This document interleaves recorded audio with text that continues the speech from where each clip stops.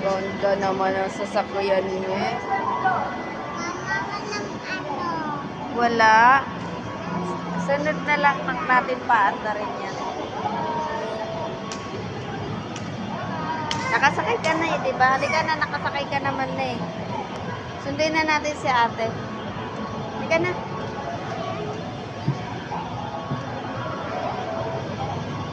Hindi na, wala na sila. Wala na sila, babay na. Halika na.